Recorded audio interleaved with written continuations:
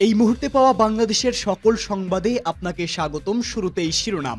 আবারও ফাঁস হলো শেখ হাসিনার কল রেকর্ড। ভারতে বসে বিদ্বেষ ছড়াচ্ছেন হাসিনা, 18 তারিখে হরতালের নির্দেশ। পরেই জানাবো ঘুরে দাঁড়ানোর পথ খুঁজছে আওয়ামী লীগ। এরপরেই জানাবো ফাটল আরও চড়াও বিএনপি ও জামায়াতের, এবার দুটি দল দুভাগে বিভক্ত। এদিকে হঠাৎ উত্তপ্ত ঢাকা বিশ্ববিদ্যালয়, 24 ঘন্টার আলটিমেটাম। সর্বশেষ জানিয়ে দিব কেন্দ্রীয় শহীদ মিনার অভিমুখে ছাত্রদলের মার্চ ফর জাস্টিস। সংবাদ শিরোনাম শুনছিলেন, এবারে বিস্তারিত। এবার অন্তর্বর্তীকালীন সরকার ডক্টর ইউনূসের পদত্যাগ সহ বেশ কয়েকটি দাবিতে হরতাল করার নির্দেশ দিয়েছে ক্ষমতাচ্যুত প্রধানমন্ত্রী শেখ হাসিনা।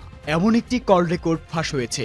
2008 সালের নবম বার্ষিকী নির্বাচনে সংখ্যাগরিষ্ঠ আসনে জয়লাভ করে ক্ষমতায় আসেন আওয়ামী লীগ, আর দলটির সভাপতি হিসাবে প্রধানমন্ত্রীর আসনে বসে শেখ হাসিনা। তবে ধীরে ধীরে স্বৈরাচার হওয়ায় জনগণের কাছে নেতিবাচক হয়ে যান তিনি। বিরোধী মত দমন, গুম খুন সহ নানা ধরনের অভিযোগ আসতে থাকে তার দিকে। এমনকি এসব অভিযোগের প্রায় পুরোটাই সত্য। অবশেষে ছাত্র জনতার গণ অভ্যুত্থানের মুখে পতন হয় শেখ হাসিনার। 15 বছরের সাজানো সিংহাসনের ক্ষমতা তাসের মতো ধুলোয় মিশে যায়। 5 আগস্ট ক্ষমতা ছেড়ে ভারতে পালিয়ে যান স্বৈরা শাসক আখ্যা পাওয়া এই সাবেক প্রধানমন্ত্রী শেখ হাসিনা। পরবর্তীতে ক্ষমতায় আসেন প্রফেসর ডক্টর ইউনূস। ক্ষমতা হারানো শেখ হাসিনা ভারতে বসে নানা ধরনের অপকর্ম, নানা ধরনের উস্কানিমূলক কথাবার্তার সম্প্রতি ভিডিও অডিও রেকর্ড ফাঁস হতে থাকে। এবার নতুন করে আরও একটি কল রেকর্ড ফাঁস হয়েছে, যেখানে হাসিনাকে বলতে শোনা গেছে প্রয়োজনে 18 তারিখেই হরতালের ডাক দিতে। এ সময় শেখ হাসিনাকে বলতে শোনা যায় প্রতি এলাকা ভিত্তিক সব জায়গায় মিছিল মিটিং করতে হবে আওয়ামী লীগকে। এমতো অবস্থায় রাস্তায় না নামতে দিলে তখন হরতালের ডাক দেওয়ার নির্দেশ দেন সদ্য ক্ষমতাচ্যুত আওয়ামী লীগের সাবেক প্রধানমন্ত্রী শেখ হাসিনা। দেশের নিত্যপণ্য জিনিসের দাম বৃদ্ধি, ভ্যাট বাতিল এবং নানা ধরনের হামলা ও মামলা প্রত্যাহারের দাবিতে রাস্তায় নেমে হরতাল অবরোধ করার নির্দেশ দিতে শোনা যায় তাকে। এদিকে শেখ হাসিনার একের পর এক কল রেকর্ড ফাঁস হওয়াতে ভালো চোখে দেখছেন না কেউ। বিশ্লেষকরা বলছে শেখ হাসিনা ভারতে বসেই সক্রিয় হচ্ছেন।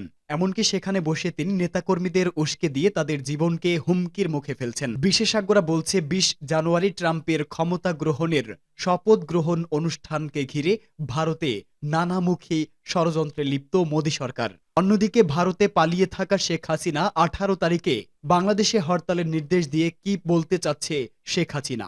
ঘুরে দাঁড়ানোর পথ খুঁজছে আওয়ামী লীগ।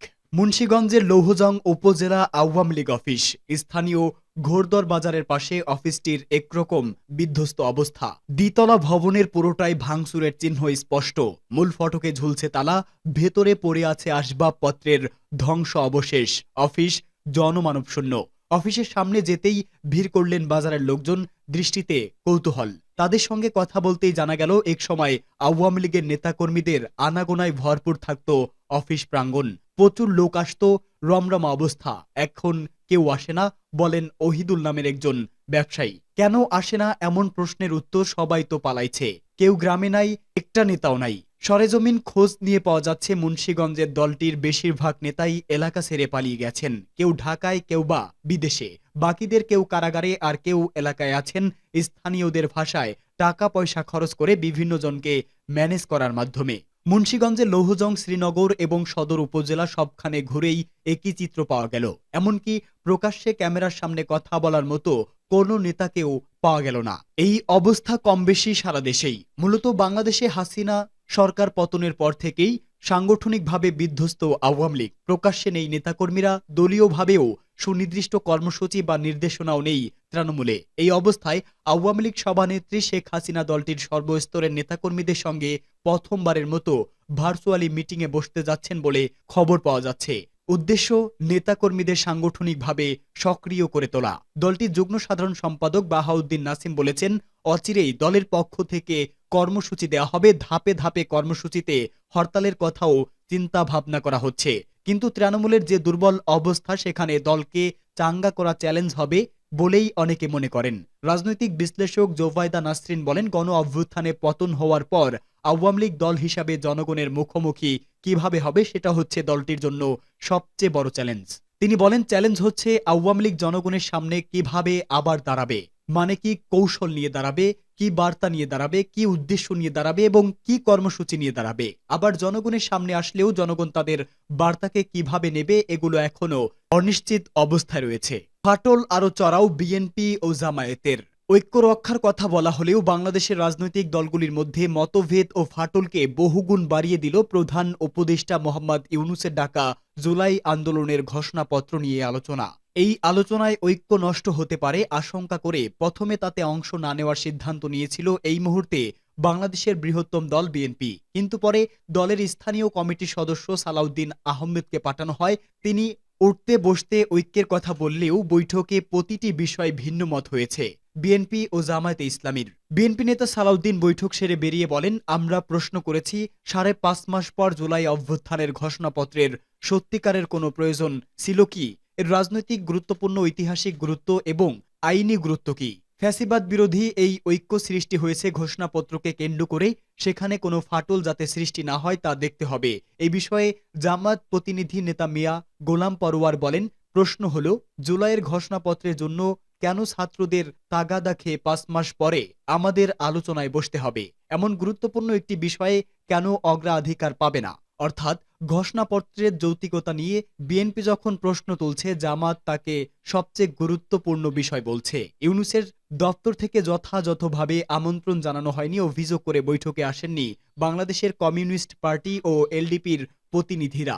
সরকারের তরফে এ দিনের বৈঠকের কদিন আগে ঘোষণাপত্রের একটি খসড়া দলগুলির কাছে পাঠানোর কথা থাকলেও অনেক দলের প্রতিনিধি জানিয়েছে তারা তা হাতে পাননি। তবে প্রায় সব দলই দাবি করেছে কোটা বিরোধী ছাত্র আন্দোলন থেকে গণ আন্দোলনের সূত্রপাত, এই ভাষ্য তারা মানে না। বিএনপি দাবি করছে শুধু জুলাই আগস্ট নয়, আওয়ামী লীগের 16 বছরে তাদের যত নেতাকর্মী প্রাণ হারিয়েছে বা গুম হয়েছে সবার নাম শহীদের তালিকায় তুলতে হবে।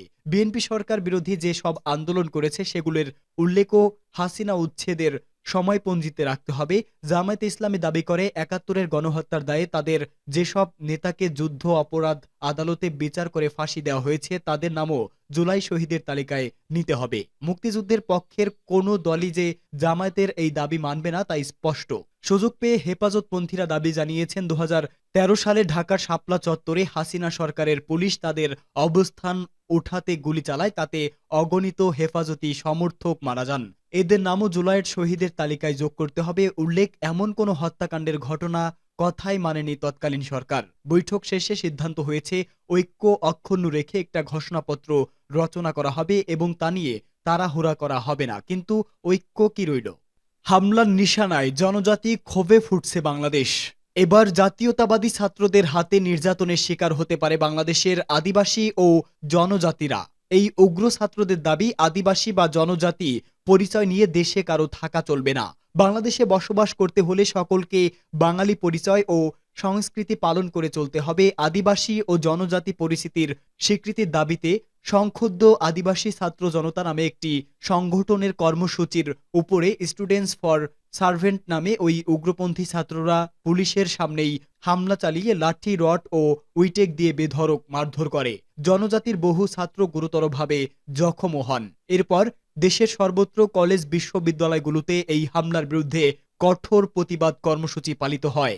ঢাকায় বামপন্থী ছাত্র সংগঠনগুলির ডাকে একটি বিক্ষোভ কর্মসূচির উপরেও হামলা চালানো হয়। এবার পুলিশও লাঠি, গ্যাস ও সাউন্ড গ্রেনেড নিয়ে এই জামায়াতের উপর চড়াও হয় বলে অভিযোগ। সব মিলিয়ে উগ্রপন্থী ছাত্রদের পিছনে প্রশাসনের ছত্রছায়ায় স্পষ্ট হয়েছে বলে অভিযোগ করেছেন জনজাতির ছাত্ররা। এদিন জনজাতিদের উপর হামলা এবং তার প্রতিবাদ জানাতে বামপন্থী ছাত্রদের উপর হামলার নিন্দা করে ঢাকা বিশ্ববিদ্যালয় চত্বরে বড়সড় মিছিল করেছে বিএনপি ছাত্র সংগঠন জাতীয়তাবাদী ছাত্রদল। এদিন প্রধান উপদেষ্টা মোহাম্মদ ইউনূসের প্রধান বিচার বিভাগ থেকে একটি বিবৃতি দিয়ে জনজাতি ছাত্রদের উপর হামলার নিন্দা করে জানানো হয়েছে, এই ঘটনায় জড়িত সন্দেহে ইতোমধ্যেই দুজনকে গ্রেপ্তার করা হয়েছে। তবে উগ্রপন্থীদের দাবির কাছে যেভাবে মাথা নামিয়েছে ইউনূস সরকার, তার জন্যই এই হামলা বলে নিশ্চিত জনজাতির ছাত্ররা।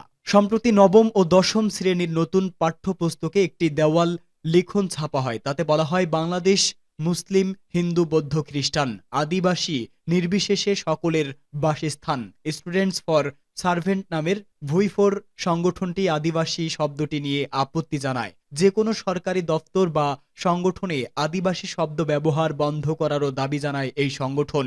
সেই আপত্তি শিরোধার্য করে সরকারের নির্দেশেই পাঠ্য বই থেকে শুধু যে এই দেওয়াল লিখনের ছবিটি বাদ দেওয়া হয়নি তাই নয়, আদিবাসী সংশ্লিষ্ট বেশ কয়েকটি সরকারি সংস্থার নামও বদলে ফেলা হয়। অনেকের অভিযোগ, প্রভাবশালী মাথা এই সংগঠনের পেছনে না থাকলে সরকার তাদের দাবিকে এত গুরুত্ব দিত না। এরপরেই দেশের সব জনজাতি ও আদিবাসী পরিস্থিতি স্বীকৃতির দাবিতে জনজাতি ছাত্ররা জামায়াতের কর্মসূচি নেয়, যার উপরে ভয়ানক হামলা চলে। পার্বত্য চট্টগ্রামের খাগড়াছড়ি ও রাঙামাটিতে গোটা দিন ধরেই বিক্ষোভ হয়েছে। সারা দেশেই বিভিন্ন দল ও সংগঠন এই হামলার বিরুদ্ধে সরব হয়েছেন। কেন্দ্রীয় শহীদ মিনার অভিমুখে ছাত্র দলের মার্চ ফর জাস্টিস। নিষিদ্ধ ছাত্র সংগঠন ছাত্রলীগের সন্ত্রাসী কর্মকাণ্ডের যথাযথ বিচার ও সন্ত্রাসবাদদের সাজা নিশ্চিতের দাবিতে মার্চ ফর জাস্টিস কর্মসূচি পালন করবে বাংলাদেশ জাতীয়তাবাদী ছাত্রদল।